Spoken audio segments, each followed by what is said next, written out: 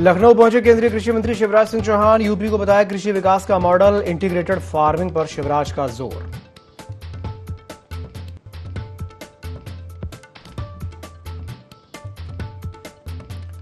आजमगढ़ में मुठभेड़ में 2 इनामी बदमाश गिरफ्तार। पुलिस कार्रवाई में पैर पर लगी गोली। 25-25 हजार के इनामी बदमाश पकड़ाए। लूट का सामान बरामद। जौनपुर में 3 डिजिटल लाइब्रेरी सेंटर सील। सुरक्षा मानकों में मिली खामियां। एसडीएम ने चलाया जांच अभियान।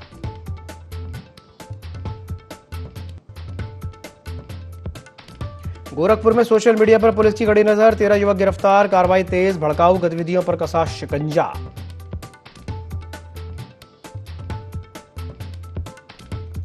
सोन नदी में बड़ा हादसा। नदी में डूबे 3 किशोरों की तलाश में जुटी एसडीआरएफ।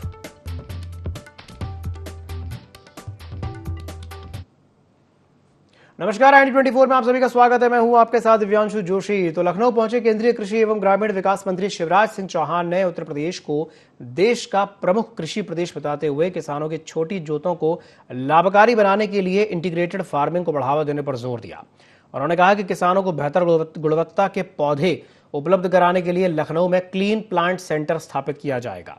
शिवराज ने कहा कि उत्तर प्रदेश में कृषि और ग्रामीण विकास के क्षेत्र में उल्लेखनीय कार्य हो रहा है और केंद्र सरकार हर संभव सहयोग के लिए प्रतिबद्ध है। उन्होंने प्रधानमंत्री आवास योजना ग्रामीण की अगली किस्त जल्द ही उपलब्ध कराने का भी भरोसा दिलाया। तो वही 25 जून को काला दिवस बताते हुए उन्होंने आपातकाल को लोकतंत्र का काला अध्याय करार दिया और लोकतंत्र सेनानियों को नमन करते हुए संविधान, नागरिक स्वतंत्रता और लोकतांत्रिक मूल्यों की रक्षा का संकल्प लेने का आह्वान किया।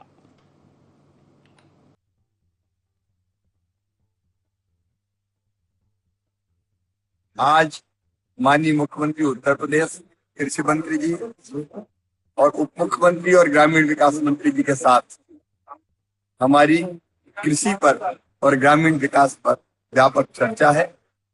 उत्तर प्रदेश एक तरह से कृषि में देश का 38% गेहूं केवल उत्तर प्रदेश में पैदा होता है, लेकिन आज की परिस्थितियों में जलवायु परिवर्तन, बढ़ता हुआ तापमान, घटता हुआ जल, इन सबको देखते हुए एक scientific road map Uttar Pradesh की कृषि का जरूरी है। तो आज उसके प्रारूप पर भी हम माननीय मुख्यमंत्री जी, कृषि मंत्री जी और उनकी टीम से चर्चा करेंगे और उत्तर प्रदेश की सरकार के साथ बातचीत करके आगे उसको अंतिम रूप दिया जाएगा। एल नीनो का संकट गहरा रहा है, बारिश अब तक नहीं हुई है, आगे भी कमी की संभावना है। उन परिस्थितियों से भी निपटने का रोड मैप हम लोग बना रहे हैं। कम पानी में कम अवधि वाली फसलें, जिससे खेत खाली ना रहे, उनको हम अलग अलग जिलों में कंटिजेंसी प्लान बना के प्रमोट करने का काम करेंगे। और भी कई महत्वपूर्ण मुद्दों पर चर्चा है। ग्रामीण विकास की दृष्टि से भी उत्तर प्रदेश में घरों का सर्वे हो गया है। उत्तर प्रदेश के गरीब भाई और बहनों को, जिनकी जो कच्चे मकान में रहते हैं, उनको भी मकान देने का काम प्रारंभ किया जाएगा। सोनभद्र के चौपन थाना क्षेत्र की मीतापुर ग्राम पंचायत में सोन नदी में नहाने के दौरान एक बड़ा हादसा हो गया, जहां पर 3 किशोरों के डूबने से मौत की आशंका जताई जा रही है। सूचना मिलते ही पुलिस, थाने गोताखोरों और एसडीआरएफ की टीम ने सर्च ऑपरेशन शुरू कर दिया। मौके पर पहुंचे अधिकारियों ने बताया कि प्रारंभिक तौर पर बच्चे गहरी पानी में चले गए थे, जबकि पुलिस के द्वारा किसी को दौड़ाने या धक्का देने की बात को भी अफवाह बताया गया। घटना के बाद समाज कल्याण राज्य मंत्री संजीव कुमार गोंड ने पीड़ित परिवार से मुलाकात करके हर संभव सहायता का भरोसा दिलाया। वहीं प्रशासन ने आपदा राहत निधि से मृतकों के परिजनों को 4-4 लाख रुपए की सहायता देने की घोषणा की है। निषाद समुदाय ने पीड़ित परिवारों को 50 लाख रुपए मुआवजा और अवैध खनन के लिए जिम्मेदार लोगों पर कार्रवाई की मांग की है।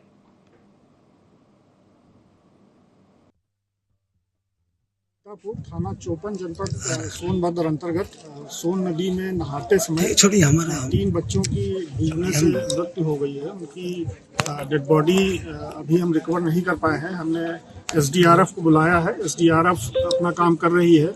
बहुत ही जल्द हम तीनों डेड बॉडी रिकवर कर लेंगे और जो कार्रवाई है नियमानुसार हम लोग जो है वो कार्रवाई कर रहे हैं। 3 बच्चों की डूबने से घटना की जानकारी प्राप्त हुई थी, तो उन लोगों ने जो है तत्काल जो लोकल गोताखोर हैं उनके माध्यम से उनको रिकवर करने का प्रयास किया गया है, लेकिन सफलता नहीं मिली। इसी दौरान हम लोगों ने SDRF को भी बुलाया और वो आ चुकी हैं, वो तलाशी अभियान कर रही हैं। जैसा कि ऋषि साहब ने बताया कि हम लोग जो ऐसे स्थान है जहाँ की बांध हैं या बंदियाँ हैं या नदी के कुछ ऐसे स्थान है जहाँ की डूबने की संभावनाएं ज़्यादा रहती हैं, तो वहाँ हम लोग एक अभियान चला करके DM साहब और SP साहब के उसमें निर्देशन में साइनेज लगाए जा रहे हैं और ग्राम पंचायतों में भी वॉल राइटिंग कराई जा रही है। यह घटना बहुत ही दुर्भाग्यपूर्ण है, ऐसी नहीं होना चाहिए। लेकिन जो बच्चे इनके परिवार के जो डूबे हुए हैं उसका तो कोई भरपाई नहीं कर सकता है, लेकिन हम भरोसा दिलाते हैं कि हम लोग पूरे परिवार के साथ रहेंगे और उनको हर संभव मदद करने का प्रयास करेंगे। और हमारे प्रदेश के यशस्वी माननीय मुख्यमंत्री जी भी और हमारी सरकार पूरी सहानुभूति के साथ परिवार के साथ रहेंगे। बस्ती जिले की हर्रैया तहसील क्षेत्र में प्रशासन ने सरकारी जमीन और तालाब पर हुए अतिक्रमण के खिलाफ कार्रवाई करते हुए कब्जा हटा दिया। ग्राम पंचायत नारायणपुर मिश्र के मढ़वड़ गांव में IGRS पर शिकायत मिलने के बाद राजस्व टीम और पुलिस बल मौके पर पहुंचा और JCB की मदद से तालाब और ग्राम पंचायत की भूमि पर किए गए अतिक्रमण को हटा करके जमीन को कब्जा मुक्त कराया गया। कार्रवाई के दौरान हल्का लेखापाल, ग्राम प्रधान और पुलिसकर्मी मौजूद रहे। बताया गया कि राजीव राम ने ग्राम पंचायत की भूमि और सीमा देवी के तालाब की जमीन पर किए गए अतिक्रमण को हटाने के लिए मुख्यमंत्री पोर्टल पर शिकायत दर्ज कराई थी। शिकायत के निस्तारण के तहत प्रशासन ने मौके पर पहुंच करके कार्रवाई की। प्रशासन ने स्पष्ट किया है कि सरकारी भूमि पर अवैध कब्जे के खिलाफ अभियान आगे भी जारी रहेगा। नारायणपुर मिश्र है, जिला बस्ती है, थाना हर्रैया है, ब्लॉक भी हर्रैया है। मैं 1076 पे शिकायत दर्ज की थी। हमारा थोड़ा सा जमीन बचा था, हमारे पुश्तैनी जमीन था, जो हमारे पटीदार हैं लाठी के बल पे वो लोग मतलब मार पीट कर वो जबरदस्ती हम लोग से कब्जा कर रहे थे, तो हम लोग के बस में था नहीं ऐसे करना। हम लोग सोचे कि चलो ठीक है, अभी तो हम कुछ नहीं करेंगे फिलहाल। तो कुछ टाइम बाद वो शांत हो गए, मारपीट नहीं किए और वो लोग मारपीट कर चुके हैं हम लोग के साथ, हम नहीं किए। ये जो हो रहा है बहुत अच्छा हो रहा है, बहुत अच्छा हो रहा है, क्योंकि ये अच्छा काम है। हम जब शिकायत दर्ज किए, आज ये हो रहा सफलतापूर्वक। सोनभद्र के चौपन थाना क्षेत्र स्थित मितापुर में सोन नदी में डूबे 3 युवकों में से 2 के शव गुरुवार को करीब 25 घंटे की मशक्कत के बाद बरामद किए गए। SDRF, NDRF, पुलिस और स्थानीय गोताखोरों की संयुक्त टीम ने सर्च अभियान चलाकर के संदीप और दीपक के शव नदी से बाहर निकाले। वह तीसरे युवक बोला बम की तलाश अभी भी जारी है। शव बरामद होते ही परिजनों में चीख पुकार मच गई और क्षेत्र में शोक का माहौल फैल गया। घटना के बाद बड़ी संख्या में ग्रामीण मौके पर जुटे हुए हैं। ग्रामीणों ने आरोप लगाया है कि अवैध बालू खनन के कारण नदी गहरी और दलदली हो गई है, जिससे हादसे बढ़ रहे हैं। उन्होंने अवैध खनन करने वालों और जिम्मेदार अधिकारियों के खिलाफ सख्त कार्रवाई की मांग की है। प्रशासन हालात पर नजर बनाए हुए है।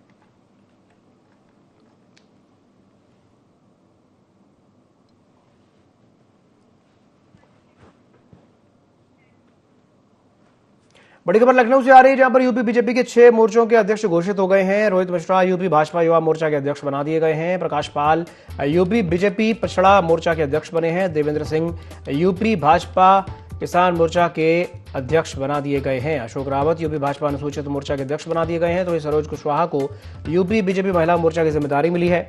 विद्या भूषण गौड़ को यूपी भाजपा अनुसूचित जनजाति मोर्चा का अध्यक्ष बनाया गया है। तो ये खबर आपको बता रहे हैं लखनऊ से, जहां यूपी बीजेपी के 6 मोर्चों के अध्यक्ष घोषित कर दिए गए हैं। रोहित मिश्रा यूपी भाजपा युवा मोर्चा के अध्यक्ष बन गए हैं। तो प्रकाश पाल यूपी भाजपा पिछड़ा मोर्चा के अध्यक्ष बना दिए गए।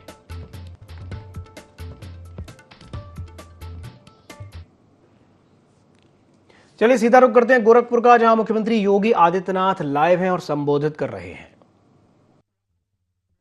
आती है, यहां पे एक एक बात को ध्यान में रखा गया है और मुझे विश्वास है कि जो लाखों बच्चे प्रतिदिन अक्षय पात्र फाउंडेशन के सहयोग से मिड डे मील या विभिन्न प्रकार के अन्य संस्थानों में इस सुविधा का लाभ प्राप्त कर रहे हैं, इसके लिए अक्षय पात्र फाउंडेशन निश्चित ही धन्यवाद का पात्र है। मुझे विश्वास है कि गोरखपुर में 1 लाख बच्चे इस सुविधा का लाभ प्राप्त करके यहां पर मिड डे मील में एक पौष्टिक आहार के माध्यम से सुपोषण के लक्ष्य को, जो प्रधानमंत्री मोदी जी का विजन है, हर बच्चा स्वस्थ हो। जब वो स्वस्थ होगा तो विकसित भारत की संकल्पना को पूरा करने में अपनी प्रतिभा का योगदान देगा। उसका स्वस्थ होना देश के समृद्धि का आधार बनेगा और उस समृद्धि में अक्षय पात्र फाउंडेशन इस प्रकार के कार्यक्रमों के माध्यम से अपना योगदान दे रहा है। इसके लिए अक्षय पात्र फाउंडेशन निश्चित ही धन्यवाद का पात्र है। बहनों और भाइयों, शिक्षा समाज की आधारशिला होती है। किसी भी स्वस्थ और समृद्ध समाज की सबसे महत्वपूर्ण कड़ी होती है शिक्षा। शिक्षा जैसे होगी, समाज का वर्तमान और उसका भविष्य वैसे ही होगा।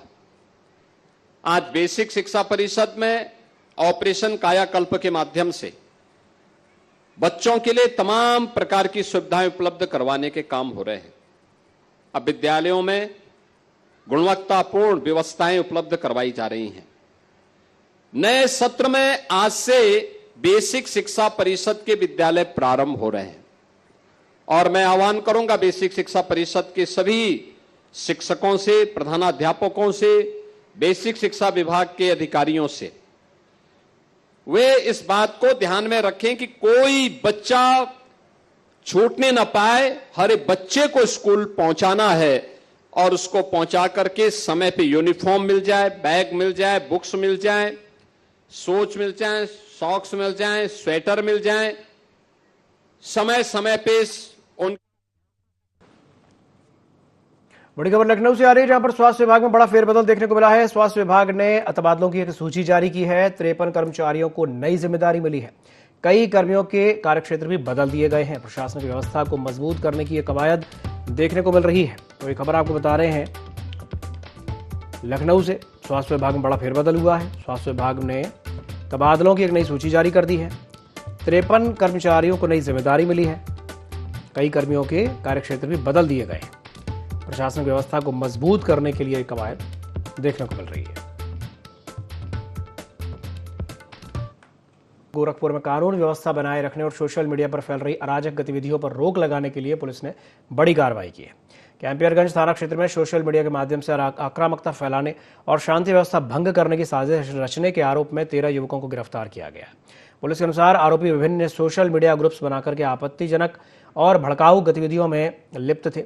सभी के खिलाफ भारतीय न्याय संहिता की धारा 170, 126 और 135 के तहत कार्रवाई करते हुए पाबंद किया गया है। पुलिस ने स्पष्ट किया है कि सोशल मीडिया पर निगरानी लगातार जारी रहेगी और कानून व्यवस्था प्रभावित करने वाले तत्वों के खिलाफ सख्त कदम उठाए जाएंगे।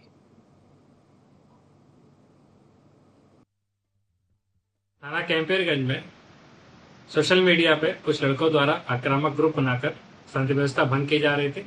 इसका संज्ञान लेते हुए सर्विलांस की मदद से हम लोगों ने चिन्हित लड़कों को चिन्हित करके उनकी गिरफ्तारी की गई तथा उनके खिलाफ विधिक कार्रवाई की जा रही है। और लड़कों को अभी तक टोटल 13 लड़कों को गिरफ्तार किया गया है। इसके अलावा भी कार्रवाई की जा रही है।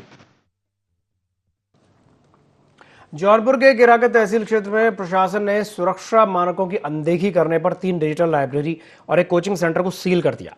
एसडीएम सुनील कुमार के नेतृत्व में नायब तहसीलदार विवेक श्रीवास्तव और भारी पुलिस बल के साथ सघन जांच अभियान चलाया गया।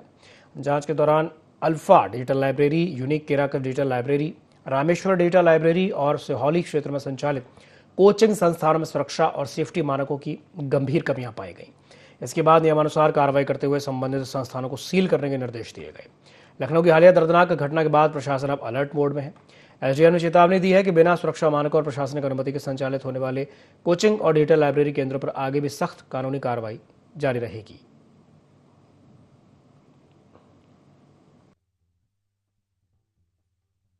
जो 3-4 लाइब्रेरी और कोचिंग में हम लोग जांच के लिए आए, लेकिन इनके पास कोई मानक पूरा नहीं है। जनरली एंट्री और एग्जिट गेट एक ही है, जिसमें कि अगर इन केस कोई इंसिडेंट होता है तो बच्चे निकल नहीं पाएंगे। और कहीं कहीं जो फर्स्ट फ्लोर पे चल रहा है उस पर जो सीढ़ियाँ बहुत सकरी हैं, उसमें बच्चों का निकलना बहुत मुश्किल है। और इनके पास कोई रजिस्ट्रेशन भी नहीं है और इनके पास जो फायर एक्सटिंग्विशर है, इन केस फायर के लिए फायर सेफ्टी मेजर्स जो हैं वो कंप्लीट नहीं है। लोगों का पास जो इसके लाइब्रेरी या जो भी ये कोचिंग चला रहे हैं ये जो मानक है पूरा नहीं है। अभी तो 4 चेक किया गया है, बाकी और चेक किया जाएगा और विधिक कार्रवाई की। भदोही जिले के थाना कोइरौना क्षेत्र अंतर्गत सीतामढ़ी घाट के पास गंगा नदी में 3 युवक डूबने पर परिवार में मातम छा गया। बताया जा रहा है कि तीनों युवक ग्राम बारी, थाना सुरियावा, जनपद भदोही के रहने वाले थे। स्थानीय पुलिस द्वारा गोताखोरों की मदद से मौके पर त्वरित कार्रवाई करते हुए 2 लड़कों को सुरक्षित बचा लिया गया, जबकि तीसरा लड़का गहरे पानी में चला गया और नदी में डूब गया। अथक प्रयास के बाद गोताखोरों की मदद से बरामद करके एम्बुलेंस CHCD उपचार के लिए भेजा गया, जहां अभिषेक शर्मा को चिकित्सक के द्वारा मृत घोषित कर दिया गया। पुलिस मामले की जांच में जुटी है। डायल 112 पर सूचना प्राप्त हुई कि गंगा नदी में सीतामढ़ी घाट पर 3 युवक स्नान करते वक्त डूब गए हैं। इस मौके पर तत्काल थाना कोइरौना पुलिस व स्थानीय गोताखोरों के द्वारा मौके पर पहुंचकर इनको बचाने का अभियान चलाया गया, जिसमें तीनों युवकों को बाहर निकाला गया तो स्थानीय चिकित्सालय भिजवाया गया, जहां डॉक्टर ने इसको मृत घोषित कर दिया है। इस संबंध में पंचायतनामा की कार्रवाई प्रचलित है तथा मौके पर शांति व्यवस्था कायम है। लखनऊ में उत्तर प्रदेश के किसानों और गरीब परिवारों के लिए बड़ी राहत का ऐलान किया गया है, जहां चना, मसूर और सरसों के न्यूनतम समर्थन मूल्य पर खरीद की अवधि 15 दिन बढ़ा दी गई है। अब किसान 24 जून से लेकर के 8 जुलाई तक अपनी उपज समर्थन मूल्य पर बेच पाएंगे। अब इस फैसले से हजारों किसानों को फायदा मिलने की उम्मीद है। वहीं प्रधानमंत्री आवास योजना ग्रामीण के तहत उत्तर प्रदेश को 6.18 लाख नए आवासों की स्वीकृति भी मिली है। केंद्रीय मंत्री शिवराज सिंह चौहान ने मुख्यमंत्री योगी आदित्यनाथ को स्वीकृति पत्र सौंपे। योजना भवन में हुए इस ऐलान के बाद लाखों गरीब परिवारों के पक्के घर का सपना साकार होने की उम्मीद बढ़ गई है।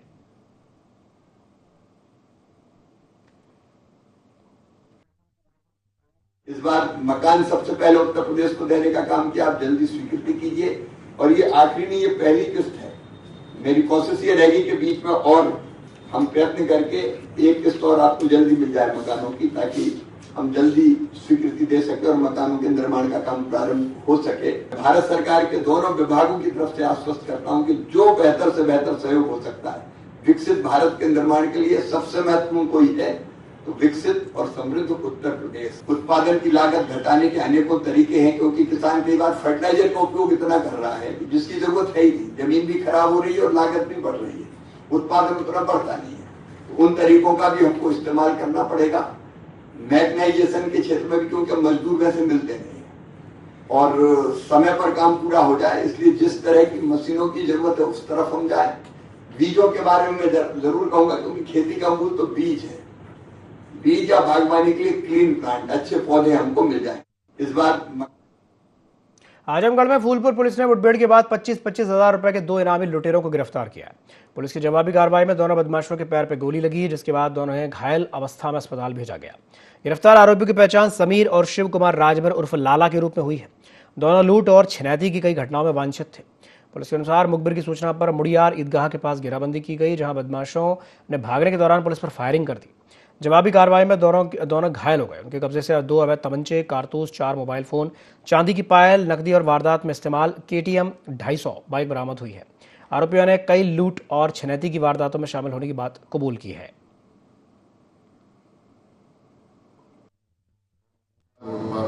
थाना फूलपुर क्षेत्र में 2 बदमाशों से मुठभेड़ हुई है, जिसमें दोनों बदमाशों के पैर में गोली लगी है, जिसमें एक का नाम शिव कुमार राजभर उर्फ लाला पुत्र ललई राजभर निवासी ग्राम चकबहार थाना फूलपुर तथा दूसरे का नाम समीर उर्फ सन ऑफ अफसर ग्राम सजेरपुर थाना फूलपुर है। दोनों अभियुक्तों के कब्जे से घटना में लूटी गई संपत्ति चांदी की पायल, 4 अदद मोबाइल फोन तथा 1577 रुपये नकद बरामद हुए हैं। दोनों अभियुक्तों के कब्जे से 2 अदद तमंचा, 2 अदद कारतूस, 2 अदद खोखा बरामद हुए हैं।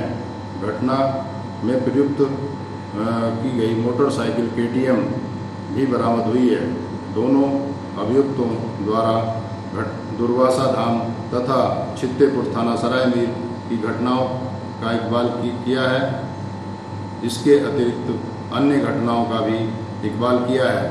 अभियुक्तों पर श्रीमान वरिष्ठ पुलिस अधीक्षक महोदय द्वारा 25-25 हजार रुपये इनाम घोषित किया गया था। विधिक कार्रवाई की जा रही है। प्रतापगढ़ में मुहर्रम के पर्व को शांतिपूर्ण और सौहार्दपूर्ण माहौल में संपन्न कराने के लिए जिला प्रशासन ने एहतियातन कदम उठाए हैं। प्रशासन ने कुंडा विधायक रघुराज प्रताप सिंह के पिता राजा उदय प्रताप सिंह समेत 13 व्यक्तियों के मूवमेंट पर अस्थायी प्रतिबंध लगा दिया है।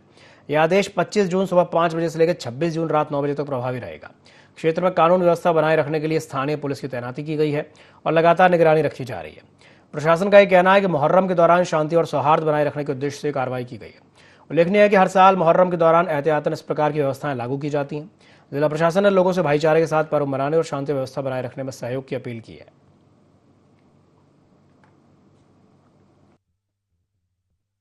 आशंका के मद्देनजर कि राजा उदय प्रताप सिंह और उनके सहयोगियों द्वारा मुहर्रम त्योहार के दौरान जनपद की विधि व्यवस्था को प्रभावित किया जा सकता है। एसडीएम कुंडा द्वारा यह आदेश किया गया कि आज 25 जून 2026 सुबह 5 बजे से 26 जून 2026 रात्रि 9 बजे तक राजा उदय प्रताप सिंह और उनके 12 अन्य सहयोगी अपने आवासीय परिसर से बाहर नहीं निकलेंगे और नहीं कहीं जनपद में भ्रमण करेंगे। इस आदेश के कंप्लायंस कराने के लिए उनके आवासों के बाहर पुलिस व्यवस्था लगा दिया गया है और अन्य व्यवस्थाएं सब सही चल रही है। बड़ी खबर लखनऊ से आ रही है, जहां पर मुहर्रम पर तेज धूप में सभी ने राहत दी। आजादारों की सहूलियत के लिए सड़कों पर पानी छिड़का गया। नंगे पैर चलने वाले अकीदतमंदों को इससे राहत मिली। मुहर्रम की 7वीं तारीख से नंगे पैर का जो सफर है वो शुरू हुआ है। 9 और 10 मुहर्रम पर बड़ी संख्या में आजादार निकलते हैं।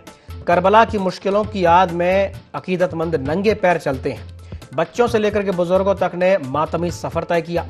खिदमत गुजारों ने जलती सड़कों को ठंडा किया। सबीलों की सेवा आजादारों के लिए सहारा बनी। करबला का पैगाम सब्र, एक कुर्बानी और इंसानियत लेकर के आया।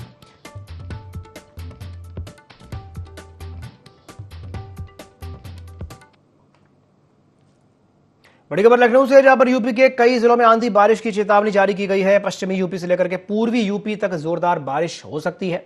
1 जुलाई तक बारिश का अलर्ट जारी किया गया है। 30 जून और 1 जुलाई को पूर्वी यूपी में ब्लू अलर्ट जारी किया गया है। तो ये खबर आपको बता रहे लखनऊ से, जहां उत्तर प्रदेश के कई जिलों में आंधी बारिश की चेतावनी जारी की गई है। पश्चिमी यूपी से लेकर के पूर्वी यूपी तक बारिश होगी। 1 जुलाई तक बारिश का अलर्ट है। 30 जून और 1 जुलाई को पूर्वी यूपी में ब्लू अलर्ट जारी किया गया है।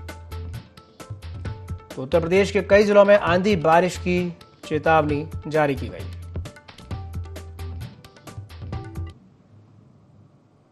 बड़ी खबर बदायूं से आ रही है, जहां पर नाली विवाद को लेकर के 2 पक्षों में विवाद हो गया। मारपीट में जमकर पत्थर चल गए और पत्थर लगने से एक युवक घायल हो गया। घायल युवक को स्वास्थ्य केंद्र में भर्ती कराया गया है। दातागंज कस्बे के मोहल्ला अरेला का यह मामला बताया जा रहा है। तो ये बड़ी खबर आपको बता रहे हैं उत्तर प्रदेश के बदायूं से, जहां पर नाली विवाद को लेकर के 2 पक्ष आमने सामने आ गए और उनमें जमकर विवाद हुआ। मारपीट भी हुई है और जमकर पत्थर भी चले हैं और पत्थर लगने से एक युवक घायल भी हो गया। घायल युवक को स्वास्थ्य केंद्र में भर्ती कराया गया है, जहां पर उसका उपचार जारी है। दातागंज कस्बे के मोहल्ला अरेला का यह मामला बताया जा रहा है।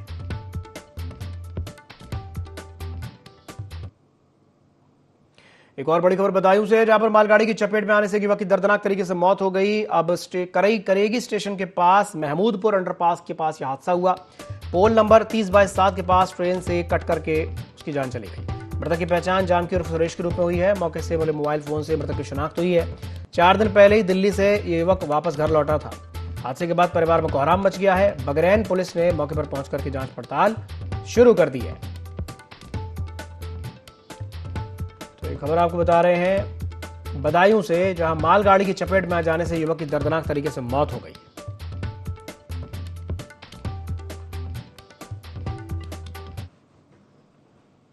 बड़ी खबर अमरोहा से, जहां पर शादी का झांसा देकर के एक महिला के साथ दुष्कर्म किया गया। आरोपी ने निकाह का भरोसा देकर के जबरदस्ती गर्भपात करा दिया। पीड़िता से 1 लाख रुपए भी हड़पने का भी आरोप है। निकाह का दबाव बनाने पर आरोपी और साथियों ने मारपीट भी की। पुलिस ने 4 आरोपियों के खिलाफ मामला दर्ज कर लिया है। अमरोहा के बछरायू में थाना क्षेत्र का यह मामला बताया जा रहा है। तो खबर आपको बता रहे हैं अमरोहा से, जहां शादी का झांसा देकर के एक महिला के साथ दुष्कर्म किया गया है। निकाह का भरोसा देकर के जबरदस्ती गर्भपात करा दिया गया। साथ ही साथ 1 लाख रुपए भी हड़प लिए गए। पुलिस ने 4 आरोपियों के खिलाफ मामला दर्ज कर लिया है। बछरायू थाना क्षेत्र का यह मामला बताया जा रहा है।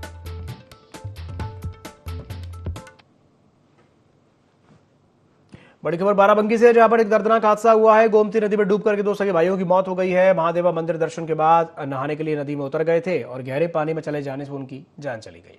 पुलिस ने शवों को पोस्टमार्टम के लिए भिजवा दिया है। तो ये खबर आपको बता रहे हैं उत्तर प्रदेश के बाराबंकी से, जहां पर यह दर्दनाक हादसा हुआ है। गोमती नदी में डूबने से 2 सगे भाइयों की मौत हो गई है।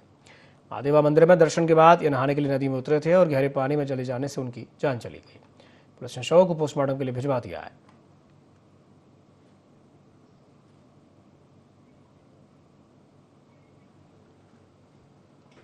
इसी के साथ बुलेटिन में फिलहाल के लिए इतना ही। दीजिए इजाजत, नमस्कार।